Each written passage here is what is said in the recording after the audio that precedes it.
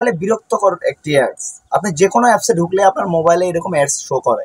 So এরকম ads আপনি কিভাবে চিরতরের জন্য বন্ধ করবেন, আজকের এই ভিডিওর মাধ্যমে আপনারা এটি তা খুব সহজে দেখতে পারবেন। সো ভিউয়ার্স, আপনারা অনেক সোশ্যাল মিডিয়াতে গেলে অথবা আপনারা অনেক অ্যাপসে গেলে বা গুগল ক্রমে যেকোনো কোনো কিছু সার্চ করলে আপনারা এরকম অ্যাডস দেখে থাকেন। সো এরকম অ্যাডস আপনারা চাইলে চিরতরের জন্য বন্ধ করে দিতে পারবেন। সো আজকের এই ভিডিওর মাধ্যমে আপনারা খুব সহজেই এরকম অ্যাডস চিরতরের জন্য বন্ধ করতে পারবেন। তো চলুন কিভাবে আপনারা এই অ্যাপসটি একদম অফ করে দিবেন, আজকের এই ভিডিওর মাধ্যমে এটা খুব সহজে দেখতে পারবেন।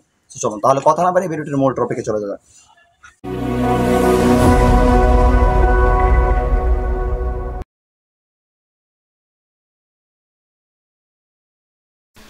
তো সর্বপ্রথম আপনারা আপনাদের ফোনের সেটিংসে যাবেন। যাওয়ার পর আপনারা নিচের দিকে একটু স্ক্রল করলে দেখতে পারবেন গুগল একটি অপশন রয়েছে। সো গুগলে আপনারা একটু ট্যাপ করে নেবেন।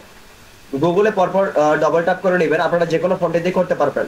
সো গুগলে যাওয়ার পর আপনারা ঠিক দেখতে পারবেন এরকম একটি ইন্টারফেস। তো এখানে অ্যাডস অপশনটি ট্যাপ করে নেবেন। তো আপনার সামনে এরকম তিনটি অপশন চলে আসবে।